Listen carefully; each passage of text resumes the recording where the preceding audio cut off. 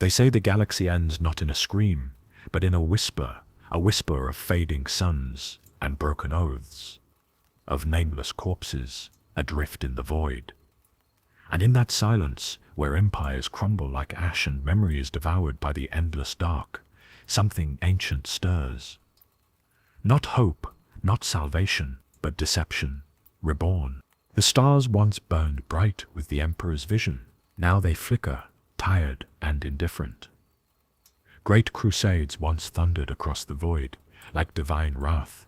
Now the echoes are hollow, carried only by broken vox transmissions and the shattered hulls of forgotten fleets. There was a time when loyalty had meaning, when unity was forged in fire. That time is gone. A dead moon hangs in silence over the ruins of a once proud citadel.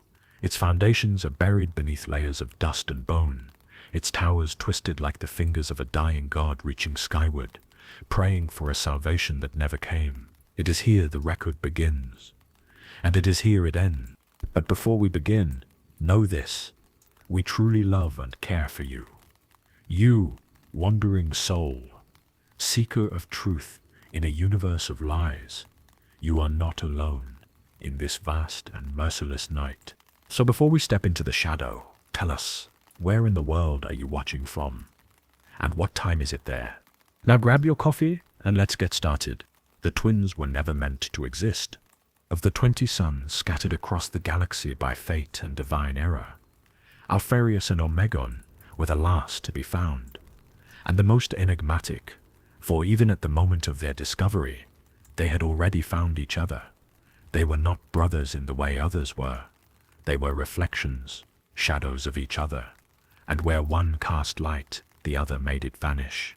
Some say Alpharius was found on a shattered ocean whirl, standing alone among the broken hulls of ancient Xenos wreckage, whispering to machines no longer alive. Others say Omegon was born in the heart of a dying sun, surviving where none should. Some believe the Emperor found them. Others claim they were never found at all, merely allowed to surface when the time was right. Whatever the truth, they were taken, no, invited into the Emperor's fold. But unlike their brothers, there were no grand reunions, no feasts or declarations of destiny. There was only silence and secrecy. The twin Primarchs were weapons, blades sharpened in shadow. Their existence was a lie, known only to a select few within the halls of terror. Even among the gene-forged demigods of the Imperium, Alpharius and Omegon were strangers. To most of their brothers, there was only one twin. The myth of duality buried beneath 1,000 layers of misinformation. This was their gift. This was their curse. In the first days of their initiation, the twins stood before the Emperor in a chamber without light. No candles, no torches, only the raw pressure of his presence weighing on them like a mountain of thought. Alpharius looked into his eyes and saw a galaxy already broken. Omegon did not look, he listened, and heard a plan that could never succeed. Obedience, the Emperor said, is the last freedom of the wise. But the twins did not nod. They only looked at each other. For them, obedience had always been a test. The Emperor called them necessary. Malcadador, ever watchful, called them dangerous. The other Primarchs, if they even knew, said little. Rugal Dawn mistrusted them. Gilliman ignored them. Kurz understood them far too well. Their legion, the Alpha Legion, was born in silence, raised not in the light of Terra's triumphs, but in the shadow of Terra's failures. From the beginning, they were trained to mislead, to infiltrate, to unmake before others could build. Their acetes were not champions, not paragons of war. They were knives in the dark, voices on the vox that sowed doubt and fractured alliances, victory through misdirection, triumph through lies. And yet, Alpharius wondered. In quiet moments between missions and manipulations, he questioned the purpose of their design. If they were meant to serve, why were they hidden? If they were meant to unify, why were they divided even from each other? Omegon felt it too, though he buried it deeper. In him, the doubt festered like a virus behind glass. He trusted his brother, but trust is a dangerous thing when your entire life has been built upon illusion. They were different from their brothers, not because they lacked strength or courage, but because they understood that power is meaningless unless no one knows you have it. And in their hidden hearts, they feared a terrible truth, that the Emperor had made them not out of love, nor even necessity, but out of desperation. A final gambit in a war he had already begun to lose. And so, while Horus rose to glory, while Russ hunted and Fulgrim fell, the Alpha Legion was elsewhere, always elsewhere, on the edge of the map, rewriting truth, erasing futures. They won wars no one knew had begun. They toppled kings whose names history forgot. They silenced prophets before their first visions. But in the silence, the weight grew. One mission, in particular, haunted them. A world designated Nara Secundus. A planet devoid of life, but filled with shrines. Shrines not to gods, but to futures. The twins arrived to find a species that had vanished, leaving only prophecy behind. One such prophecy read, "He who sees himself twice shall fracture the world once." Alpharius dismissed it. Omegon memorized it. Neither spoke of it again. The deeper they went into the galaxy's wounds, the more they realized the Imperium they served was not what they believed. Corruption, bureaucracy, genocide sanctioned by rosettes and relics. The Emperor, for all his grandeur, had become distant, veiled behind the golden throne, and the bureaucracy of the High Lords. They had been created to uphold a lie, and they had done so with terrifying efficiency. But what is loyalty to a lie? Alpharius stood once on the edge of a battlefield they had manipulated into existence, a war between two human colonies that had once been allies, over 20 million dead. None would ever know it had been orchestrated by the Alpha Legion to prevent those colonies from allying with the Xenos Empire. It was a necessary sacrifice. Omegon joined him there, silent for a long time. "Did we save them?" Alpharius asked. Omegon's reply was soft. "We erased them." "Is that the same thing?" Neither spoke again until they left the world behind. The ash swirled around their landing craft like dying snowflakes, mourning what neither twin dared name. The stars above the ruined world flickered, one by one, as if ashamed to bear witness. And in the heart of that silence, deep within the soul of a Primarch, something shifted. A fracture, small and silent.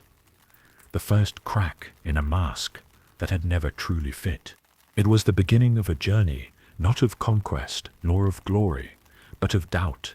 And doubt, whispered the stars, is the only truth that cannot be killed. In the hollow chambers beneath the Imperial Palace, where the golden light of the surface never reached and the air stank of solemn purpose, the twins stood before the one they were meant to serve. The Emperor of mankind did not look at them as a father looks upon sons. His gaze was not warm, nor was it cold. It was calculating like a mathematician, observing a formula unfold, one that might either collapse or confirm, a universe. Alpharius stood tall, a soldier's poise and polished armor, hiding the storm within. Omegon stood slightly behind, not in deference, but in design, always in shadow, always watching. "You are not here to be loved," the Emperor finally said. "You are here to win." No titles, no praises, no names. Just the truth, spoken without ceremony.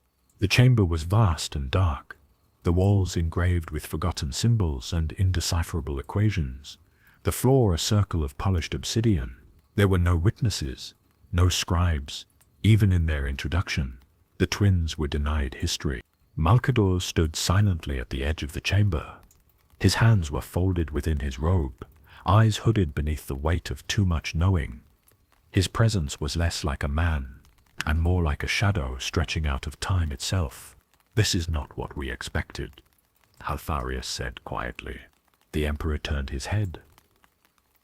"You are not what I expected either." Omegon spoke then, his voice low and precise. Why were we hidden? Because you were born of a secret war, the Emperor answered. And you will die in one. No clarification.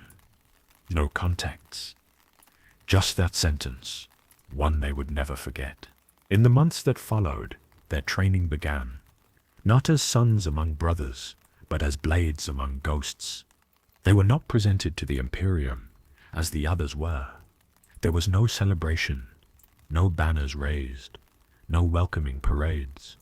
Their existence was whispered, their name erased from many records. To the public, they were rumors. To the High Lords, they were a tool. To their brothers, they were a curiosity. At best, among the 20 Primarchs, few knew them. Fewer trusted them. Reboot Guilliman called them unstable. Rogol Dorn refused to speak their name. Magnus saw them in his dreams, and spoke of them only in riddles. Lorgar strangely respected them. Only Horus understood them. But even Horus kept his distance. Perhaps he saw too much of himself in them, too much ambition hidden beneath the mask of service. The Emperor gave them a task, not a legion, not a world. A task. You will go where the others cannot, he said. Do what others must never know. You are the first lie in the name of truth. And so the Alpha Legion was born, not in light, but in layered deception. Their recruitment began in the void, among outcasts, assassins, failed warriors, prodigies exiled from their own worlds. Each was given a new identity, each trained to abandon the self. By the time the first Alpha Legionaries walked in formation, they no longer answered to their own names. They were Alpharius, all of them. This was the first deception. Alpharius observed the legion's growth with the precision of an architect. He studied each Astartes, not for their strength, but for their adaptability. He crafted battle plans that relied not on brute force, but on contingency, misdirection, sacrifice. He was building a legion that could become anyone, destroy anything, and vanish without a trace. Omegon remained in the shadows. Where Alpharius commanded, Omegon coordinated. He listened. He questioned. He planted seeds of doubt, not only among enemies, but within their own legion. It was not mistrust. It was a test. Always a test. Trust is a weakness, Omegon once said. Faith is blindness, by another name. Yet, despite the cold logic of their philosophy, there were cracks, small, almost imperceptible. Alpharius began to admire the discipline of Guilliman, the honor of Dawn. He began to wonder if deception was a tool or a curse, and Omegon, in his private silence, began to ask himself why they were always alone. One night, if such a thing could be said to exist in the warp-folded corridors of their hidden ship Hydra's coil, Alpharius called for his twin. They met in the observatory. The glass ceiling above them showed not stars, but a hollow space, black as mourning cloth, vast and absolute. What do you believe we are? Alpharius asked. That depends, Omegon replied. Do you mean what we are made for, or what we will become? Both. Omegon stared upward. We were made to be forgotten, to be feared by those who claim to be friends, and trusted by those who are already lost. We are the necessary silence between great speeches, the cut in the thread that binds all things. Alpharius nodded slowly. Then what will we become? Omegon's voice was quieter now. Either the last truth, or the first betrayal. A silence passed between them. It stretched like a knife between ribs. I don't want to be forgotten, Alpharius finally whispered. Neither did Omegon, but he didn't say it. Malkador visited only once more. He stood before the Legion's command circle and placed a single obsidian cube on the table. This, he said, contains records you are not permitted to read. You will be asked to destroy it one day. And if we refuse, Omegon. Malkador gave him a rare smile. And perhaps you will learn what your brothers never did. He left without explanation.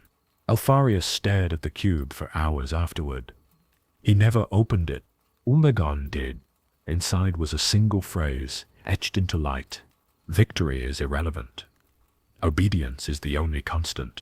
In time, the Alpha Legion was unleashed, not upon worlds, but upon ideas.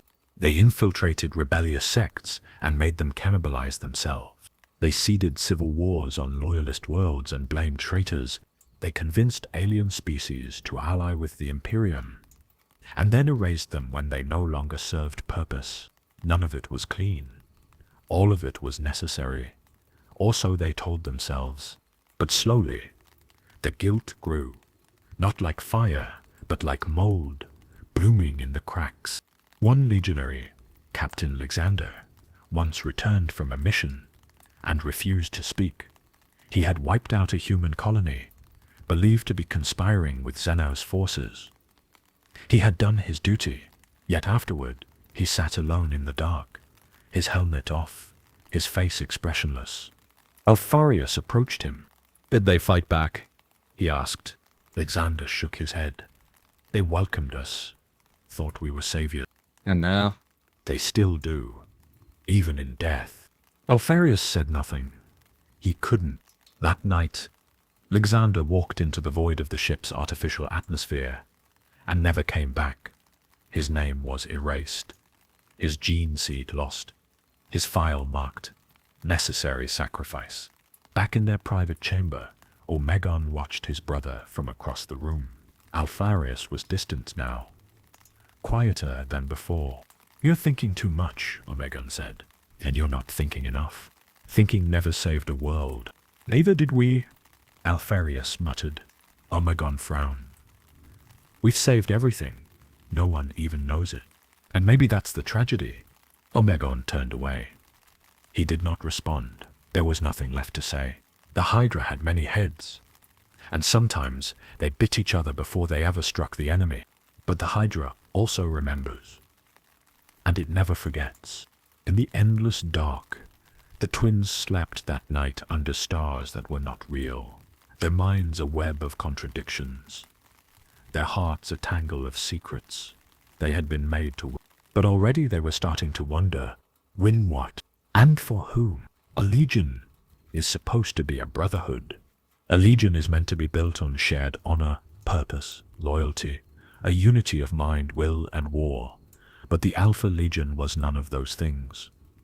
It was a cipher, a labyrinth, where identity was illusion and obedience was absolute, so long as you didn't ask why. And among them, the greatest lie wore the finest armor. Alpharius stood at the head of his legion, cloaked in gold-etched ceramite, trimmed with obsidian serpents, an emblem of nobility to the eyes of men who never realized they were looking at a shadow. Around him, his warriors moved like reflections, 1,000 identical silhouettes, each bearing his name, his face, his voice. He had turned them into masks. It was a triumph of control, flawless unity without the need for loyalty. And yet, as perfection settled into place, the unease inside Alpharius began to grow. For in building the ultimate legion, he had created something more than a tool. He had created a question. If everyone is Alpharius, then who am I? They operated on 100 worlds at once. In one system, they incited rebellion by impersonating local governors.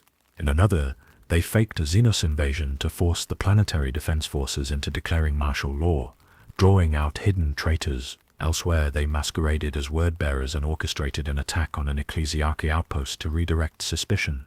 The Hydra struck not with force, but with deception. Every enemy defeated themselves, and yet cracks had begun to form in the Legion's immaculate design. On the Forge world of Varnax Theta, a mission went wrong. Captain Jeheran, a senior operative whose loyalty had never been questioned, ordered a strike against an Imperial supply chain. The goal was sabotage, not annihilation.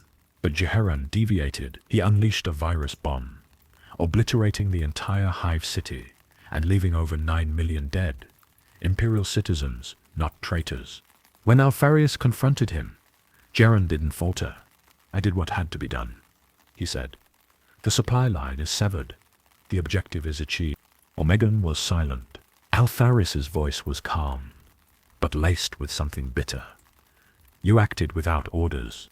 Jeharan nodded. But I am Alpharius. Was that not the design? The silence that followed was unbearable. Alpharius turned and walked away. Omegon stayed behind and gave the kill order. Doubt, once planted, does not wither. It grows. It questions. And eventually it consumes. The twin Primarchs met that night in the core chamber of the Hydra's coil, the dark-lit throne room, where they shared command and strategy. Alone, Alpharius paced slowly, like a serpent winding across uncertain ground. He believed it, he said. Jeharan truly thought he was me. He was, Omegon replied. That's the problem. Omegon stepped from the shadows, his expression unreadable. We made them reflections. That was always the point. And now the reflection believes it is the original. Does it matter? Omegon asked. We win. That's all that counts. No. Alpharius's voice was quiet, but firm. Not anymore. There was a moment, brief, crystalline, when Omegon hesitated. The change in his brother was subtle, but undeniable. Alpharius was beginning to believe in identity, in self, in something beyond the plan. And in that moment, Omegon realized, my brother is becoming himself. It was dangerous. On the edge of the segmentum probustus, a minor compliance campaign offered a distraction, a planet of techno-barbarian warlords. Humans, but long estranged from imperial doctrine, resisted incorporation into the Imperium. Alpharius deployed a small cell of operatives, infiltration, propaganda, silent assassinations. But he also made a strange decision. He met with the enemy, personally. He wore no heraldry, no rank. He introduced himself only as a speaker for humanity. For 3 nights he debated with the warlord chieftain, a woman named Chezaran, who spoke of independence, of humanity without shackles, of freedom unmeasured by gods or emperors. And she was eloquent, terrifyingly so. On the 4th night he killed her, not with malice, not with rage, but with regret. And when the Alpha Legion claimed the planet, he issued no purge. He allowed the warlord's teachings to survive in whispers and memory, a seed of rebellion, untouched. When Omegon learned of this, he was furious. You let a lie live. Alpharius answered without hesitation. Truth and lies are not enemies. They are tools. And sometimes you must let a lie live, to learn if it becomes the truth. Omegon returned to Terra without informing his brother. He entered the palace beneath the notice of the custodian, moving like a breath between walls of starlight.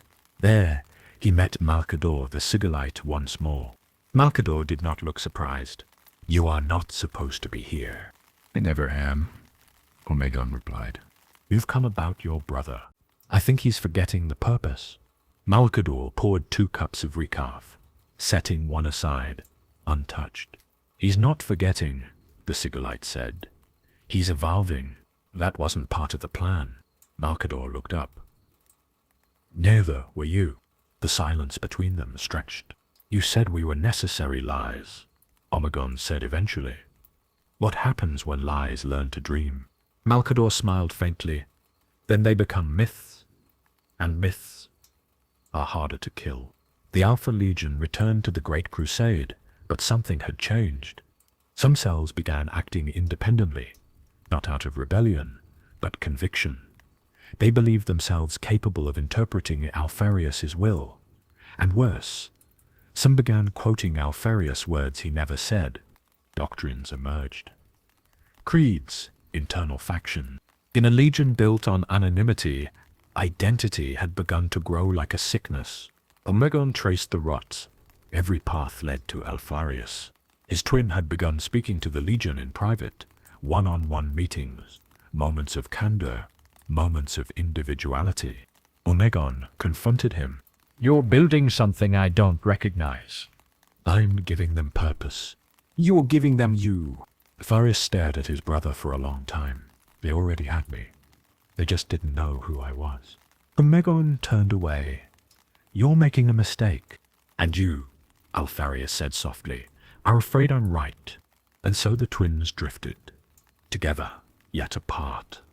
Still allies, still bound by fate and blood and design. But something vital had shifted. Alpharius was becoming a leader. Omegon remained a function. And as the galaxy spiraled further toward a war no one yet dared name, the Alpha Legion stood ready, not aligned, not whole, but watching and waiting for the moment to strike or betray, or both. On a derelict station above a dead world, Alpharius stood alone, gazing at the remnants of an ancient Xenos mural, a painting of twin serpents, coiled around a star, devouring it together. A single line was carved beneath it, in a tongue long extinct. One head to see, one head to speak. But which is the mouth, and which the mind? Alpharius smiled bitterly. I no longer know. Even lies have gods. They are born from the prayers of schemers, whispered in the alleys of politics, inked in secret treaties, and sung in the final breath of those who never knew who betrayed them. Lies fester in silence, and when they grow large enough, they require faith. And the Alpha Legion had begun to believe. But believe in what? Not the Emperor, not truly. He was a father in name, a figure of grandeur and control, a necessary illusion, just another mask.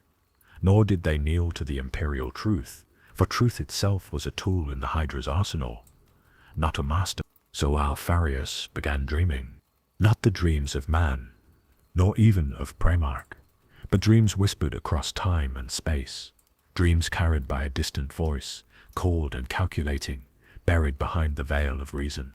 It began with the message. It came not through astropathic signal, but through symbols embedded in data streams, patterns in psychic echoes, strange anomalies in Alpha Legion communication networks, hidden messages in the warp silence. And Alpharius understood them. He never explained how. Perhaps it was his origin, born last, far from the Emperor's reach, shaped by powers unknown. Perhaps it was something older that touched him before his rediscovery, something non-human. The message read, "You are the blade of tomorrow, the knife that must cut today, so a future may bleed free." Omegon dismissed it as coded Xenos deceit, but Alpharius listened. He began to follow the trail. One by one, lost signals drew him to obscure worlds and dead systems, worlds that no longer existed on Imperial charts, abandoned planets scorched in orbital fire where nothing should remain. But something did. Vaults, structures, temples, not human, not recent, and within them, glyphs, visions, echoes. They showed the rise and fall of countless civilizations, the Necrontyr, the Eldari, the Old Ones, and something older still, a cycle, an eternal loop. Civilization would rise. It would stagnate. It would be destroyed by chaos. And again, and again. The dream spoke not of salvation, but of interruption. The only way to save humanity is to deny it its path. This idea, planted deep in Alpharius's soul, grew into obsession. He saw the Imperium for what it was, a flawed engine of stagnation. Even in the height of the Crusade, its ideals rang hollow. Compliance came at gunpoint. Faith replaced knowledge. Even the Emperor, who forbade religion, was worshipped in all but name. "We are building our tomb," Alpharius whispered to Omegon. A golden sarcophagus stretched across the stars. Omegon responded with fury. "And your answer is what? Treason? Alignment with forces we do not understand. They understand us better than our father ever did." You would burn the Imperium to stop its death. "I would wound it to save it." Omegon stepped forward, voice low. "You sound like Horus." "No," Alpharius said. "Horus sounds like me." That name, Horus, was now being whispered across the void. The War Master had changed. His legions, once united in purpose, began to fragment.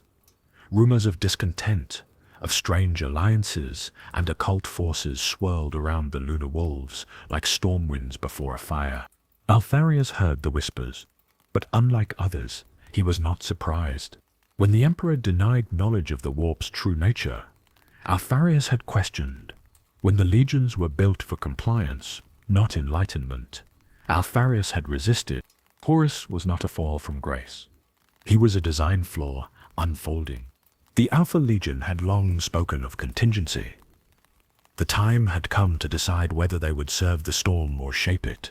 They met on Dagonet, a desolate rock floating in the void, unremarkable, uninhabited, save for the great basalt structure beneath its surface.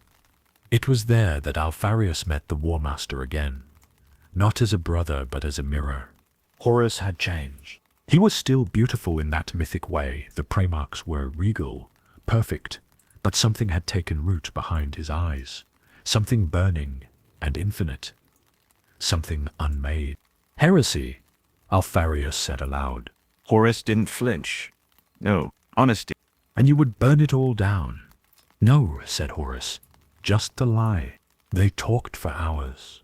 Horus revealed the truth, the deal with chaos, the secret of the primordial truth, the vision of the Emperor's ascension, the betrayals already in motion. Alpharius listened. He did not recoil. He simply asked, "What comes after?" And Horus smiled, as if expecting that exact question. "Riddle?" Omegon met with Alpharius upon his return. He had watched the meeting from afar. Not physically, no, but through informants, sensors, intuition. He knew his twin had already chosen. "You've made a mistake," Omegon said. "I've made a future," Alpharius replied. "We are becoming pawns. No, we are becoming players. You're gambling with extinction." Alpharius's eyes were distant. "We already lost, brother. I'm just folding the board." And so the Alpha Legion turned, but not with certainty. They declared loyalty to Horus. Yes, they participated in shadow campaigns to undermine imperial authority. Yes, but they never fully committed, because Alpharius did not believe in Horus's divinity, nor Chaos's promise. He believed only in the plan written in variables, cloaked in misdirection, and spiraling toward one impossible goal: deny Chaos its prize by killing the Imperium's future. Let it collapse, let the Empire shatter, let humanity fall, so that something better might one day rise from its ashes. The Hydra began to move. They sabotaged the Ultramarines' reinforcement routes. They assassinated pro-imperial planetary governors and replaced them with malleable shadows. They infiltrated the Raven Guard, the Blood Angels, even the Mechanicum, and in every case they left behind just enough uncertainty to confuse the enemy. Who had struck? Was it truly the Alpha Legion, or another actor wearing their skin? The Alpha Legion was no longer a legion. It was a virus, a dream, a whisper, a question that could kill. But not all within the Legion agreed. Fractures began to widen. Some operatives, exposed to chaos relics and warp-born knowledge, began to fall, not to madness, but to belief. They believed in the gods, in Horus, in a future ruled not by man, but by the ruinous powers. Alpharius watched this infection spread. He tried to excise it, but his own mask had become too convincing. On the moon of Plithrax Minor, a minor Alpha Legion warband, called the Coiled Hand, declared its devotion to the dark gods. They carved the Hydra with 8 limbs. They believed Alpharius himself was a prophet of Chaos Ascendant. Alpharius arrived personally.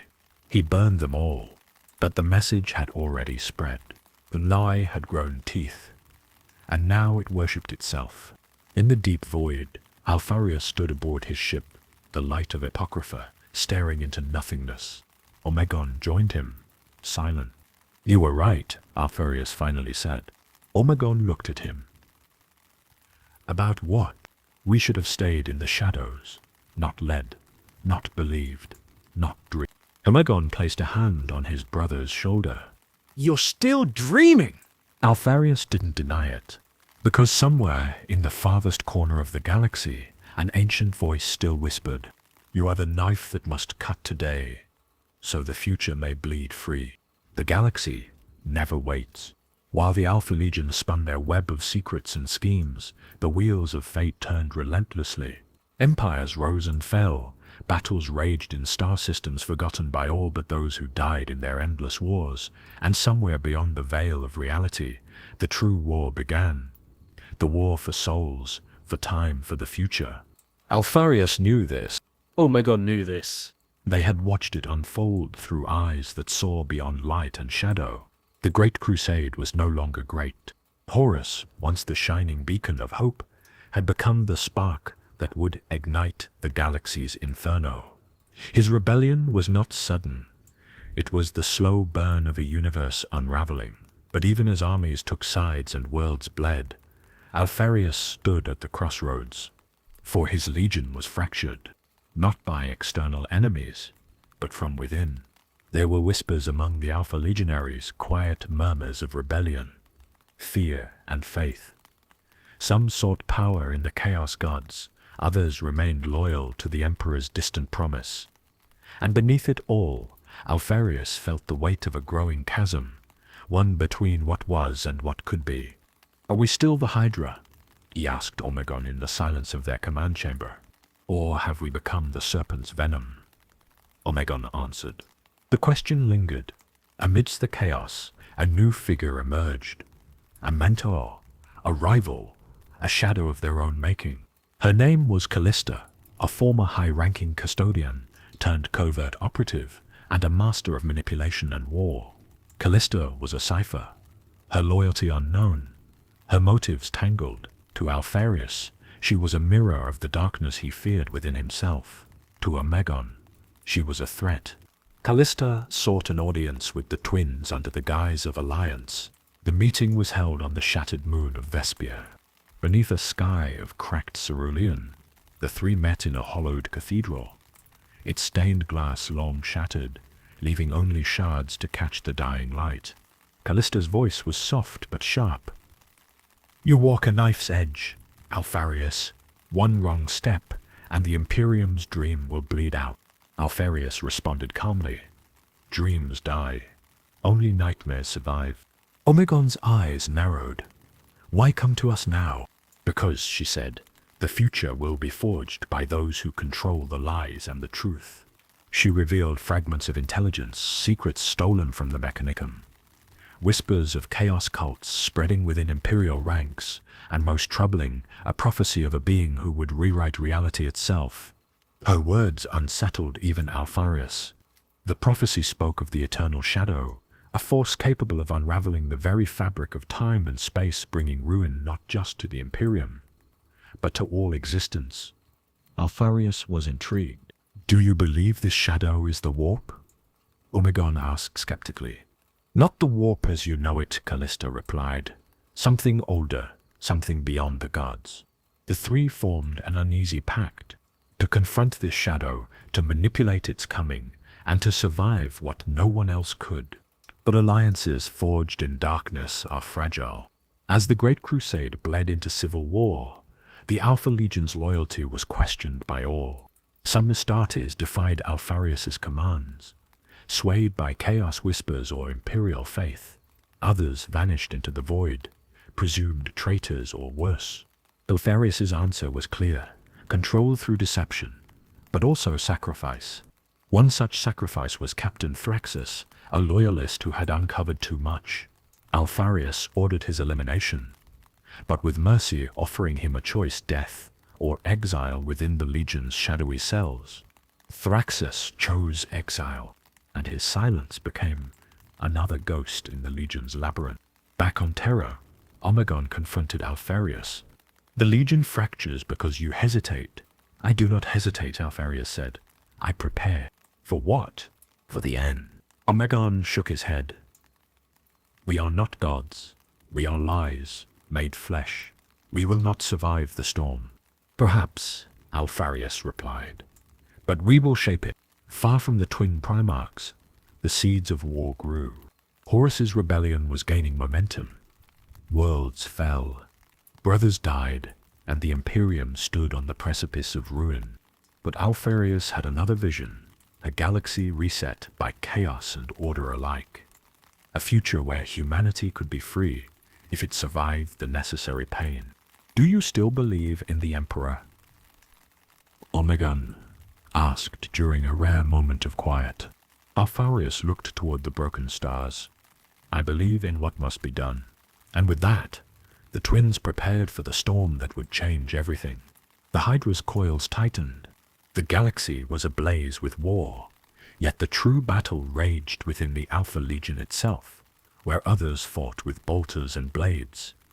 Alpharius and Omegon battled a war of secrets, of loyalty fractured by doubt, and of identity splintered into 1,000 masks. The Legion was no longer simply a weapon. It was a battlefield. Captain Curvon, once a loyal disciple, now stood accused of heresy. Rumors whispered that he sought to join the Chaos Gods, seduced by promises of power beyond even Alpharius's vision. When Alpharius summoned him to the command chamber aboard the Hydra's coil, the tension was palpable. Curvon, Alpharius said softly, you stand at a crossroads. I have already chosen, Curvon replied with bitter defiance. And what is that choice? To embrace truth, to cast off the lies. Alpharius's gaze hardened. And betray the Legion. Curvon's eyes flashed. I betray nothing but falsehood. The chamber was silent, except for the hum of the ship's reactors. Omegon watched from the shadows, his expression unreadable. Is this the end? Curvon asked, voice steady despite the gathering storm. No, Alpharius said. This is the beginning. The Legion's true strength was not in its numbers, but in its ability to reshape reality, sometimes by destroying those who faltered. Curvon was exiled, cast into the dark sectors where only whispers and ghosts dwelled. But even in exile, his shadow lingered. The twins met afterward in their private sanctum. The Legion fractures, Omegon said, pacing. And yet it survives. Barely. Alpharius leaned against the cold obsidian wall, eyes distant. We are hunters and hunted. Omegon's voice dropped. And soon, we will become prey. Elsewhere, the war escalated. The traitorous forces of Horus gained ground, while the Imperium struggled to hold the line. Among the chaos, the Alpha Legion moved like a ghost plague, striking where least expected, vanishing without trace. Yet, Alpharius sensed a greater danger, a convergence of forces beyond mortal reckoning. Callista returned with new intelligence, fragments of arcane knowledge, pointing to the eternal shadow growing stronger, a force that threatened to unravel time itself. Alpharius was captivated. Then our war is not just for survival, he said. It is for the future itself. Omegon remained skeptical. Or a descent into madness. Alpharius smiled faintly. Perhaps both. The Hydra's coils wrapped tighter. In the quiet moments before battle, Alpharius confessed a secret to Omegon, a fear buried deep. What if we are the monsters we fight? Omegon's reply was grim. Then we have already lost. And yet they pressed on, for the fate of the galaxy rested not just on swords and strategy, but on shadows within shadows and the fragile line between loyalty and betrayal. The Hydra had many heads, but even it could not see every reflection in the mirror. As the Horus heresy blazed toward terror like a meteor screaming through night, Alpharius and Omegon reached a point of fracture, not in tactics, but in belief. For the first time, the twins diverged in purpose. Alpharius believed they still served the greater good, believed the warning of the Cabal. He saw the Emperor's dream crumbling beneath its own weight, a lie too brittle to endure. If Horus won, chaos would burn out in the fires of his madness, and humanity, scarred but free, would rise anew. Omegon did not agree. We are being used, he warned, by the Cabal, by Horus, even by the Emperor's silence. Then who do we serve? Alpharius asked. Omegon turned to him, voice like iron. Horus. Their agents returned from every corner of the war-torn galaxy. Some bore whispers of ancient Xenos ruins awakening. Others brought news of Primarchs slain or corrupted. And yet the question lingered like ash in the air. What future did the Alpha Legion truly fight for? Was their mission salvation, or annihilation disguised as strategy? In a hidden chamber deep within the planet of Arctia, the twins met with the Cabal once more. The ancient alien seers, their minds stretched across time like frayed wires, showed Alpharius a vision, Horus triumphant, the Emperor dead, and then silence, peace, humanity, unshackled from gods and myth. But Omegon saw something else in the vision, an extinction not of chaos but of hope. A cold future where mankind wandered, soulless and splintered, a race without meaning. Back aboard the Hydra's coil, a schism began to fester. Legionaries began to divide, not into open rebellion, but in thought, in faith. Secretive war councils were held. Runes of concealment were woven into armor. Messages written in cipher codes were intercepted by their own. Brother watched brother. Masks layered upon masks. The Alpha Legion began to consume itself. Alpharius moved to silence dissent. Swiftly, surgically, those who openly defied the mission were reassigned to doomed operations or quietly vanished. Yet, Omegon began preserving certain cells, forming a shadow network within the shadows, a Hydra behind the Hydra. Neither twin spoke of it aloud, but they knew. It was during the culling of Proxima Orseus that the fracture became undeniable. Alpharius ordered a strike on a loyalist Forge world, using sleeper agents to unleash a psychic virus that would kill millions. Omegon hesitated. "These are not warriors," he said. "They are human beings." "They are Imperial tools," Alpharius replied. "Their deaths save billions, but at what cost to us?" Alpharius did not answer. The order was carried out. The Forge world died screaming beneath green flame. That night, Omegon stood alone in the cryo-chapel of the Hydra's coil, staring at a mural of terror before the wars. He whispered to himself, "What are we becoming?"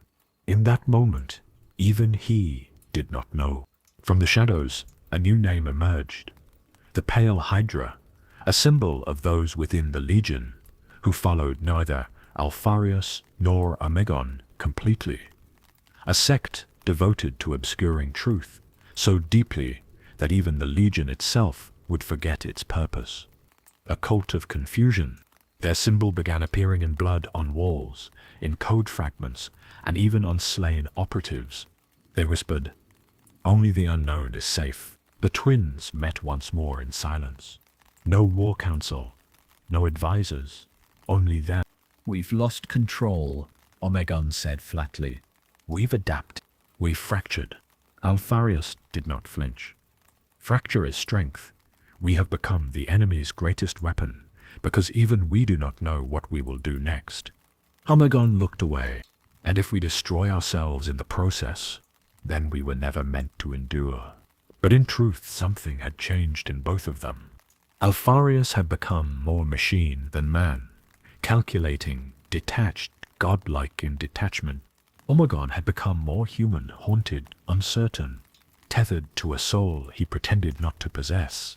And so the Hydra turned inward, one head seeking salvation, the other escape, both lost in the mirror of truth. There are moments in history when all deceptions collapse, when even the Hydra, coiled and veiled, must bare its fangs. The siege of terror had begun. As titans clashed upon the throne world, and brother killed brother beneath a dying sun, the Alpha Legion stood at a crossroads, its web of lies tangled beyond untangling. Alpharius had decided. Omegon had not. And so, at the edge of time, the twins diverged. For the last time, a signal came from the void, encrypted beyond recognition, ancient beyond reckoning, a beacon from a forgotten Terran crypt beneath the Himalaysian mountains. A voice, half machine, half memory, calling not to the Imperium, nor to Horus, but to them. Alpharius deciphered it first. "It's from the Sigillite," he told Omegon. "From Malkador." Omegon's brow furrowed. "Why contact us?" "Because," Alpharius whispered, "he knows who we are, and he knows what we could be. The message was not an order. It was a plea, a chance to betray Horus, a chance to redeem themselves, a final mission to infiltrate the War Master's flagship, the Vengeful Spirit, and end the heresy before the final blow was struck. Omegon paused. It's a trap, perhaps, Alpharius admitted. But what if it's not? Omegon studied his brother for a long time. You want to save the Imperium now? No, Alpharius replied. I want to give humanity one last chance to choose. And so the plan was laid. Aboard the Hydra's coil, Alpha Legion strike cells prepared for the impossible, a full infiltration of Horus's command vessel in the final hours of the war. They would bypass daemon-haunted corridors, outwit the word-bearers, deceive the lunar wolves, strike at the heart of chaos. It was a suicide mission, perfect for the Legion. But not all agreed. The Pale Hydra faction, now numbering thousands, rejected the plan. They had no allegiance to Horus or the Emperor, only to the unknown. They moved first. In the bowels of the fleet, they detonated data cores, corrupted the ship's cogitators, and assassinated 3 of Alpharius's lieutenants. The Legion turned on itself in the dark, shadows killing shadows in a war without light. Alpharius stood on the command deck, watching it unfold with unreadable calm. This is what we are, Omegon said beside him. Not a legion, a virus. No, Alpharius replied. We are the cure. We just forgot who the patient was. When the infiltration began, Alpharius led the assault himself. Omegon remained behind, commanding the outer cells. Whether this was trust or a silent betrayal, neither would say. The strike team boarded the Vengeful Spirit through a forgotten maintenance corridor. They walked through blood-slick decks, past daemon things, and mutated Astartes. Not even the Alpha Legion could hide in that place of nightmares. One by one, the operatives fell, until only Alpharius remained. And then, in the depths of the eye-blood ship, he met Horus, not the noble son of the Emperor he once knew, but the monster born from the warp. His form shimmered with hate, warping the metal around him. His voice echoed like the scream of a dying galaxy. Alpharius did not beg. He did not falter. He struck. Blade met claw. Mind met madness. They fought in silence, a duel not of honor, but inevitability. And in the end, Alpharius fell. Some say Horus crushed his skull with his bare hand. Others claim Alpharius laughed as he died, whispering a final cipher only Omegon could understand. But one truth remains. The Primarch of the Alpha Legion never returned. News of his death shattered the Legion. Omegon said nothing for 3 days. When he emerged, he gave no speech, no eulogy, only an order. We go dark. The Alpha Legion vanished. Some cells continued to fight for chaos. Others infiltrated Imperial forces. A few joined Xenos cults, awaiting the long night. But none knew if Omegon still lived. None knew if Alpharius was truly dead. And perhaps that was the point. On the edge of the galaxy, a lone ship drifted beyond Imperial reach. Inside its cryo-vaults, hundreds of Alpha Legionnaires slept in silence, awaiting the signal. And in a sealed chamber, a figure stood cloaked in shadow, watching old battles replay on cracked data slates. 2 voices echoed in his mind. One said, "We save them by deception." The other, "We damn them by silence." Which was Alpharius? Which was Omegon? No one knows. Not even him. The heresy ended, but the Alpha Legion did not. When the dust of terror settled, when the traitor legions fled into the Eye of Terror, and the Emperor was interred upon the Golden Throne, a strange quiet fell over the Imperium. In that quiet, the Hydra whispered. In the void beyond Segmentum Obscurus, signals emerged. Not broadcasts, not threats, instruction. Entire fleets vanished into warp storms. Planetary governors were assassinated in their sleep. Adeptus Administratum data vaults burned to ash, and none knew why. All that was found at the scenes were coiling serpentine sigils and vox records, repeating 2 words. Hydra Dominatus, what survived of the Alpha Legion after Alpharius's death, was not a legion in the traditional sense. It was something else now, a phantom. Each cell operated without contact with the others. Each believed itself to be the last. Each believed its orders came from Omegon, or Alpharius, or some hidden master. They waged silent wars, toppling worlds, puppeteering governments, steering crusades toward unseen ends. No one knew what they truly served anymore. Perhaps not even themselves. One such cell, Theta Vox, emerged on the feudal world of Veridan Night. The world had no strategic value, no industry, no relics, no known Xenos threat. And yet, in the 21st year of the 32nd millennium, the population was annihilated in 6 hours.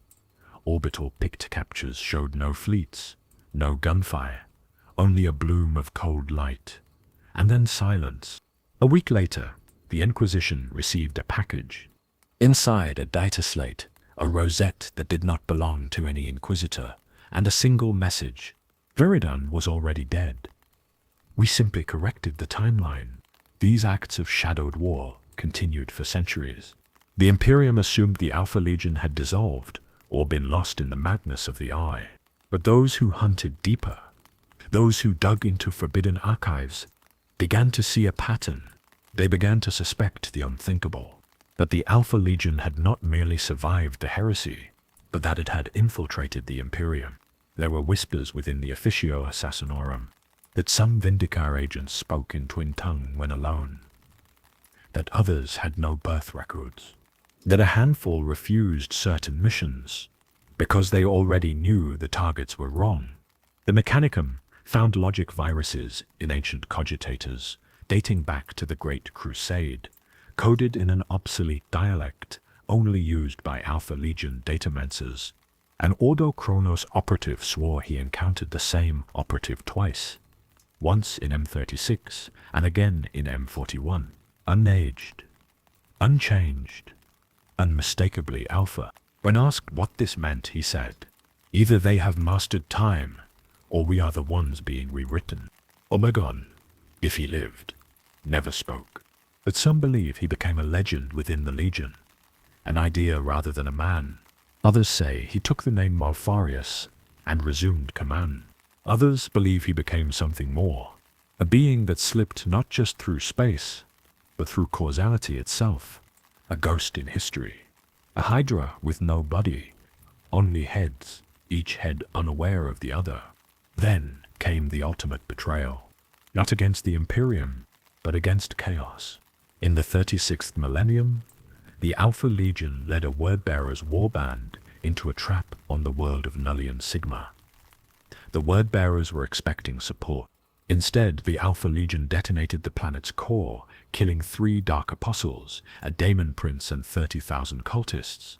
In the ruins, they found a data fragment. Even lies must be culled. The lie of chaos ends here. This single act triggered panic among the traitor legions. Had the Alpha Legion turned loyal?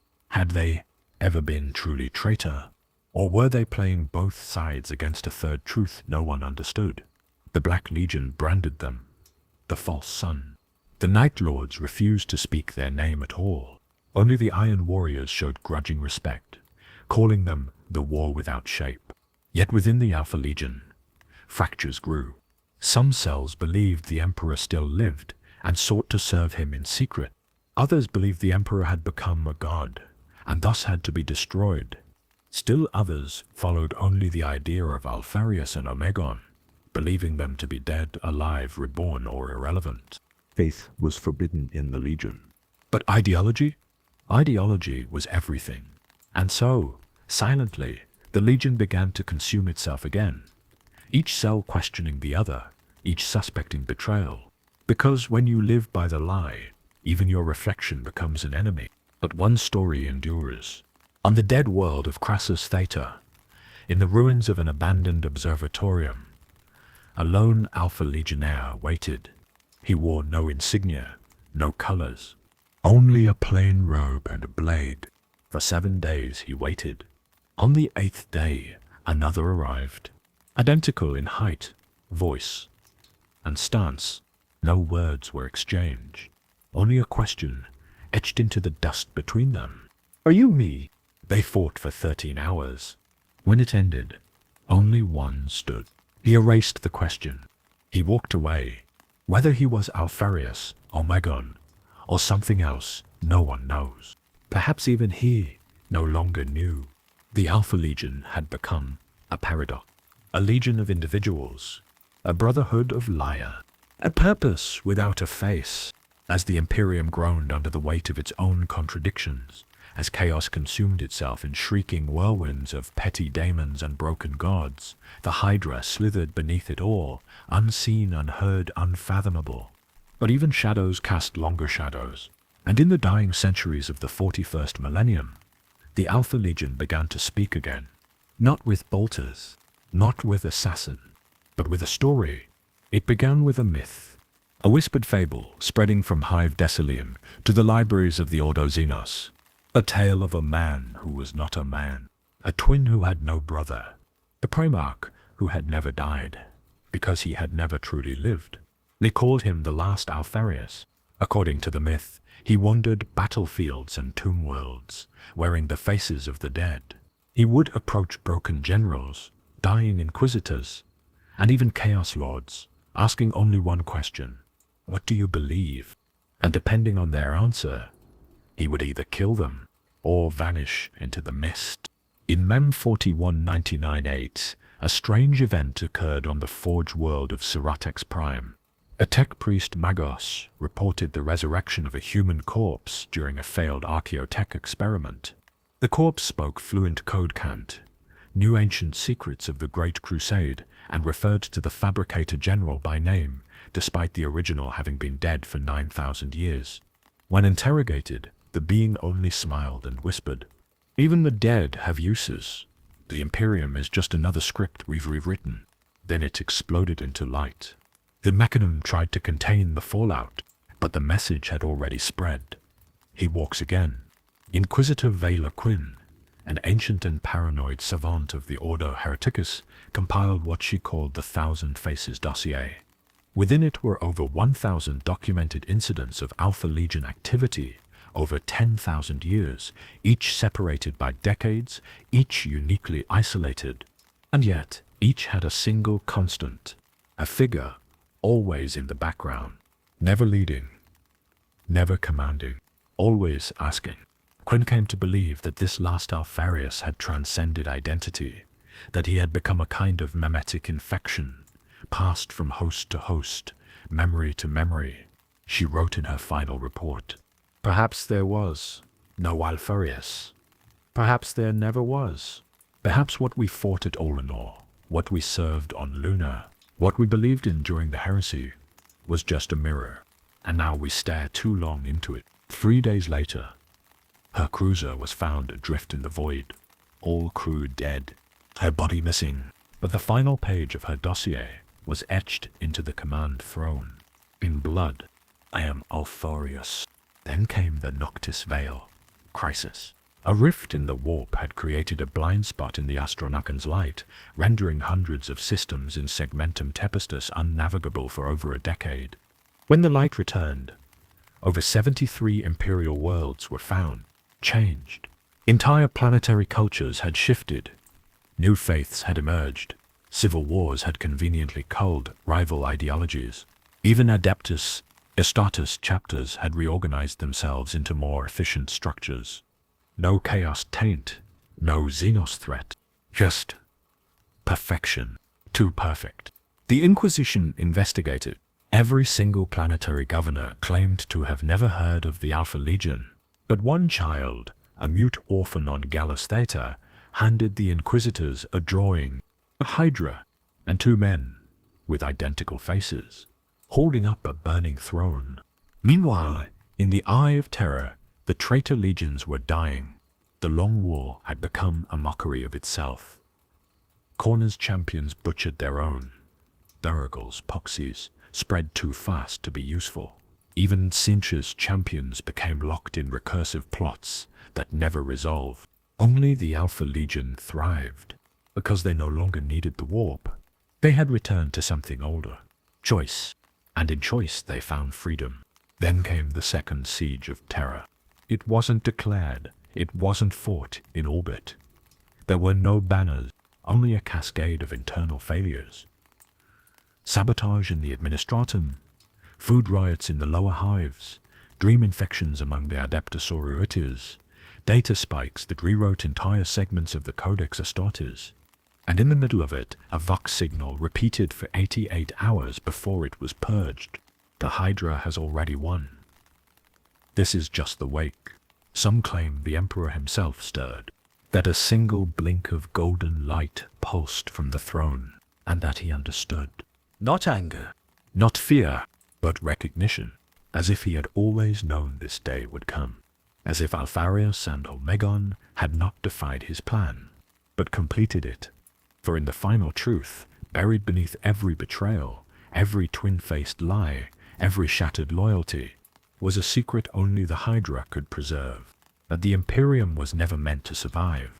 It was meant to teach, to break, to burn, and from its ashes, something else, something free, would emerge, something that even gods could not chain, something that knew every face, every mask, because it had worn them all. We are the end of loyalty, the grave of truth, the blade within your creed. We are what remains when the dream ends. We are Alpharius. The Alpha Legion was dead. At least that was the official declaration issued by Segmentum Command, following the classified failure of Operation Trueblade, a covert campaign launched by the Death Watch and Officio Assassinorum across 37 sectors to decapitate the Legion's remnants. No bodies were recovered, no targets confirmed, and yet the Legion's silence only grew louder. In the void left by the Extermination Order, reports of Alpha Legion activity increased by 2, but they no longer attacked from the shadows. They simply appeared, offering cryptic warnings, deactivating chaos cults, and in one recorded instance, executing an entire warband of wordbearers attempting to summon a Daemon Prince on Guinness Ultima. What had changed? For the first time in millennia, the Alpha Legion was no longer divided. The Hydra had shed its false heads, and something older, something singular had awakened. The myth of the lost Alpharius reached its final stage in the years leading up to Mem-42. A being, or force, began appearing across the galaxy, not as a general nor a god, but as a witness. On Morven, a hive world torn apart by a civil war between rogue Mechanicus cults and ecclesiastical fanatics, a figure clad in battered McForth power armor walked unharmed through a battlefield of fire and fanaticism. He carried no weapon, only a book. Its title, The Forgotten Orders of Unity, its contents matching no record in Imperial history. Those who saw him either went mad, fell silent for life, or defected to unknown causes, vanishing without trace. The Death Watch recovered fragments of a data cube from a derelict Alpha Legion ship, drifting near the Maelstrom. The encrypted logs contained only one intact entry. Omegon walks again. But he walks alone. I killed him. Or he killed me. Or we never were. Perhaps that was always the point. The cube self-destructed before further data could be recovered. But those brief words, Omegon walks again, ignited panic within the Inquisition, because it confirmed what they had long feared. The Alpha Legion had chosen its future, not as a legion, but as a being. In the depths of the Segmentum Obscurus, the fortress world of Voracia fell without a shot fired. A war host of over 9 million PDF troops simply laid down their arms after a mass dream plague swept through the planet's noosphere. The only recorded message found in the Vox network was as follows: "We were never your enemies. You just never asked who we were."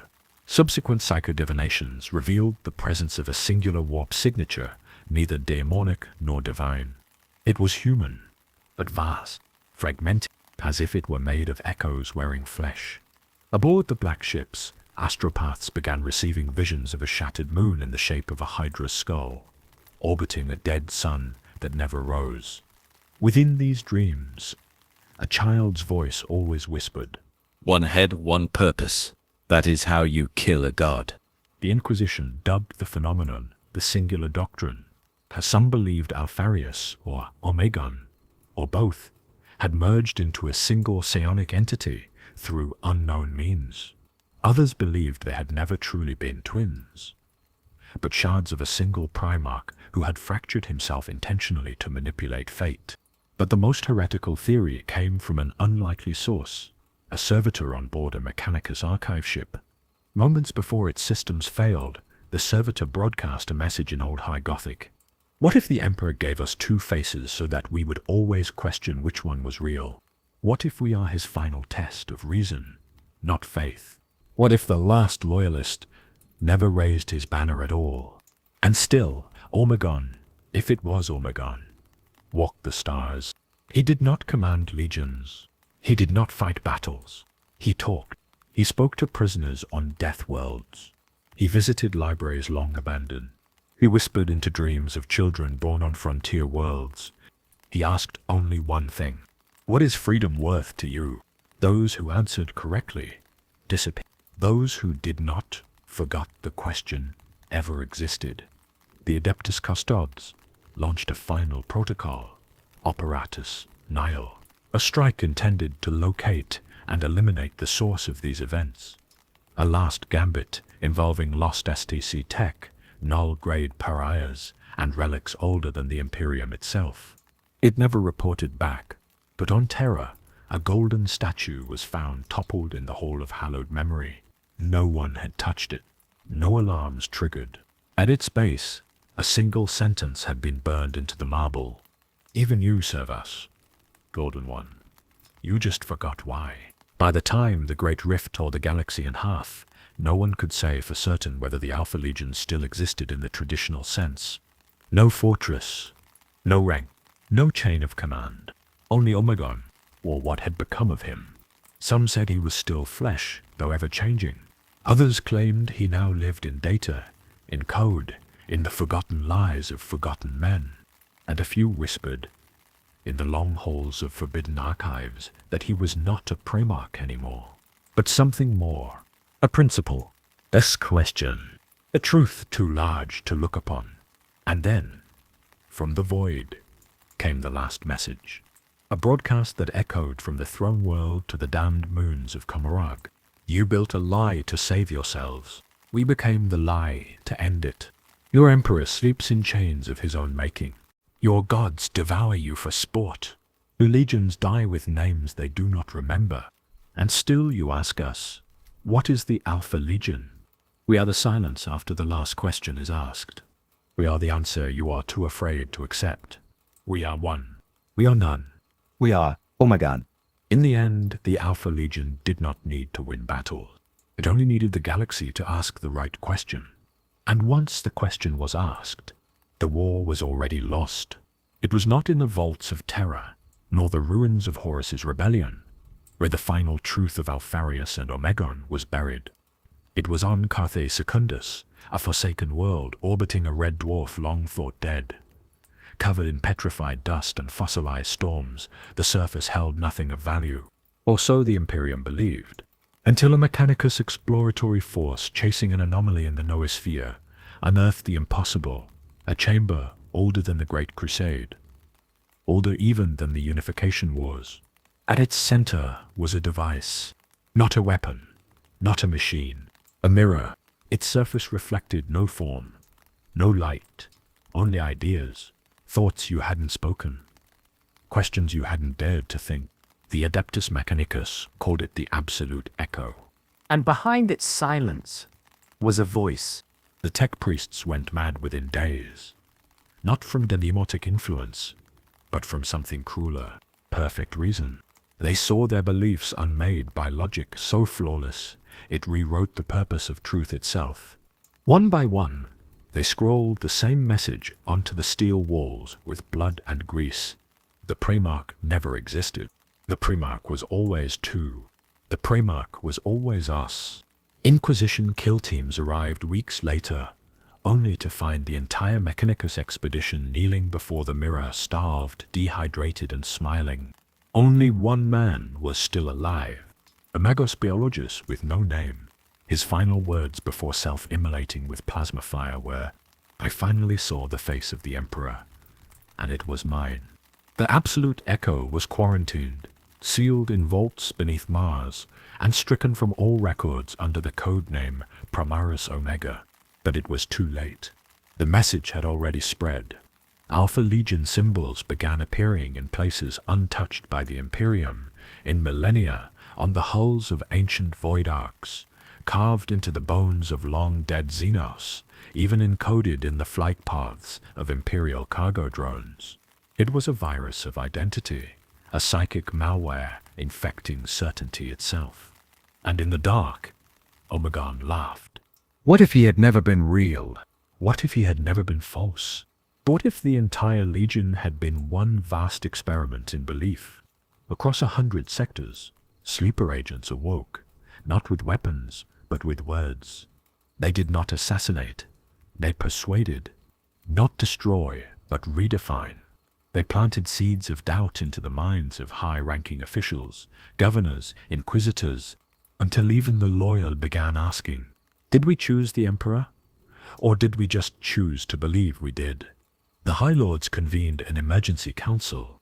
For the first time since the Age of Apostasy, they considered the unthinkable, the doctrine of multiplicity. What if the Alpha Legion's twin Primarchs were not two, but one? Or many? What if the Alpha Legion was a mind, not a military? A network, not a name?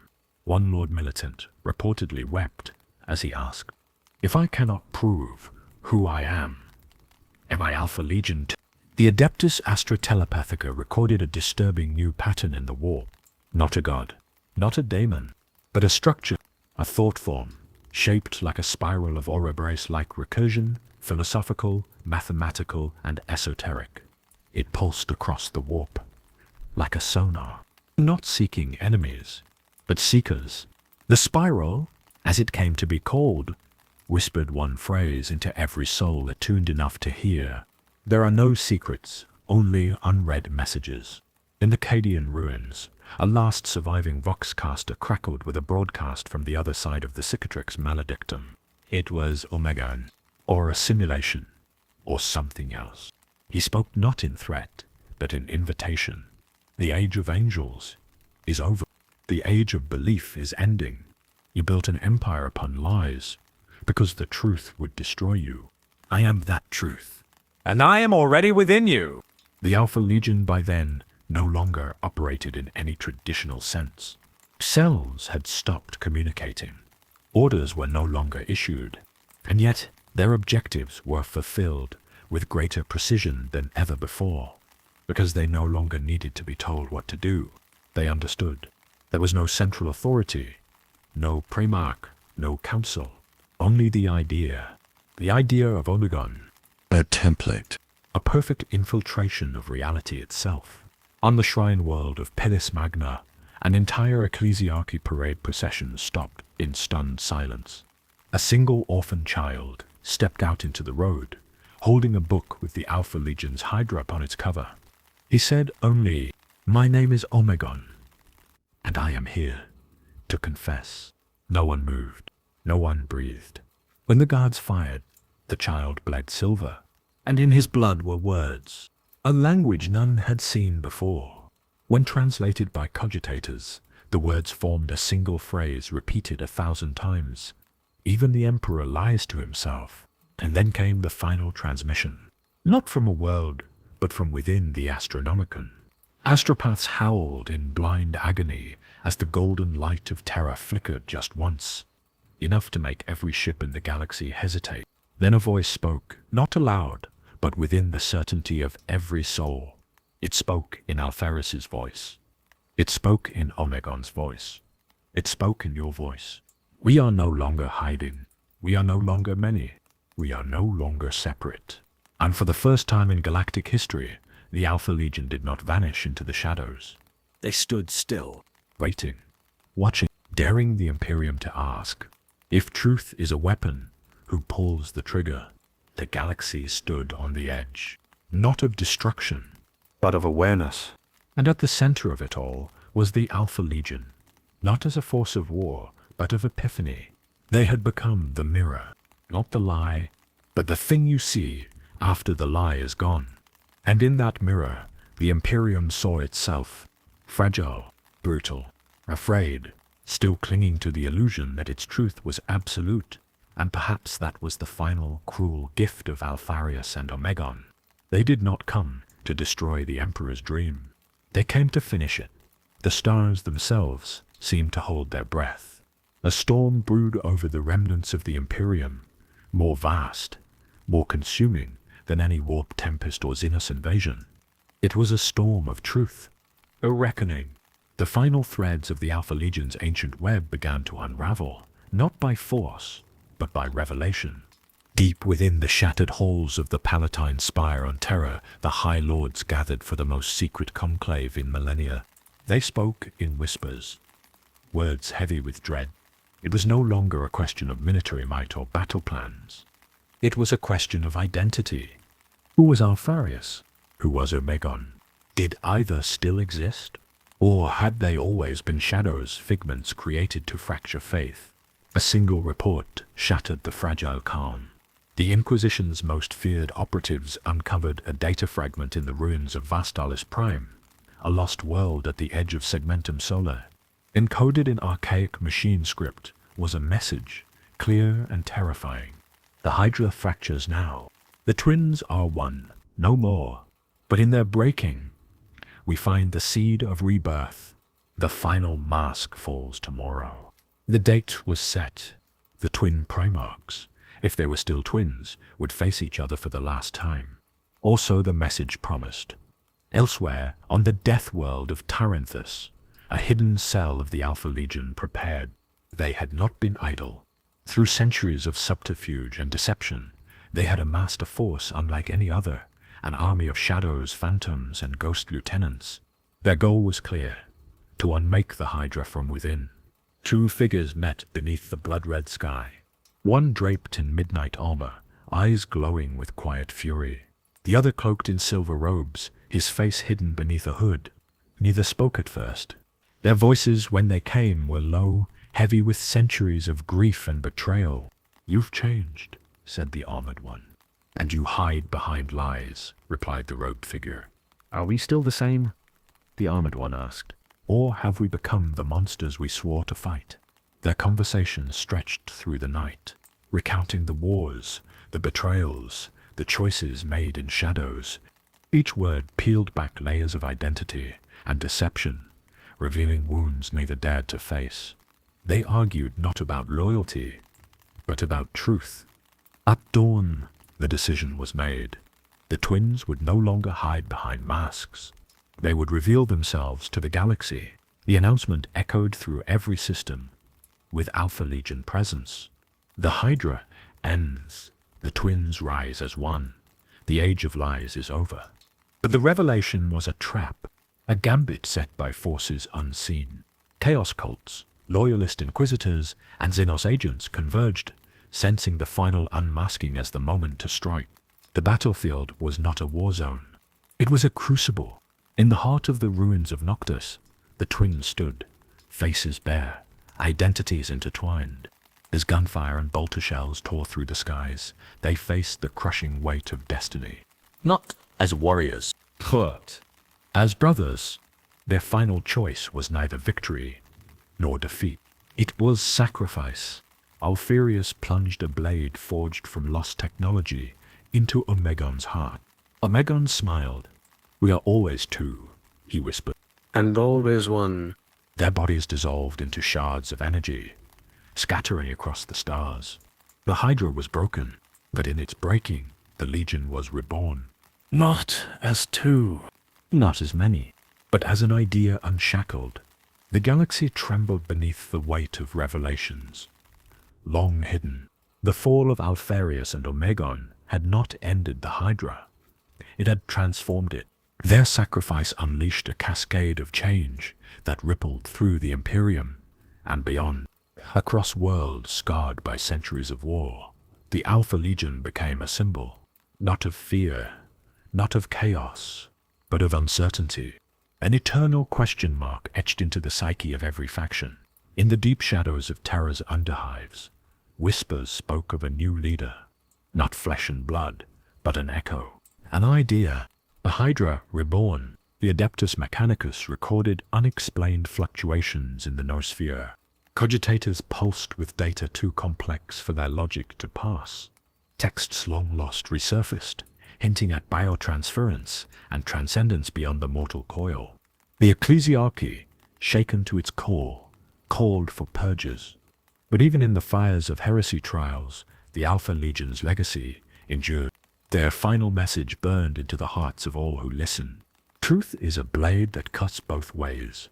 Among the stars, scattered remnants of the Legion worked in silence. Infiltrators, spies, and agents woven into the fabric of Imperial society. They were no longer bound by command. They acted on instinct, on principle. A solitary figure appeared in the hololithic archives of the Collegia Titanica, clad in armor forged from lost technologies. The figure was neither fully man nor machine. His eyes shimmered with the light of dying stars. He carried a single phrase on his lips. I am Omegon reborn, and the Hydra never dies. Across the void, the twin-headed serpent slithered onward, not as an army, not as a legion, but as an idea, a question, a shadow within the light. And as the Imperium stood at the edge of another great war between man, machine, and Xenos, the Hydra waited, patient, unseen. Because in the end, all empires fall, but some lies endure.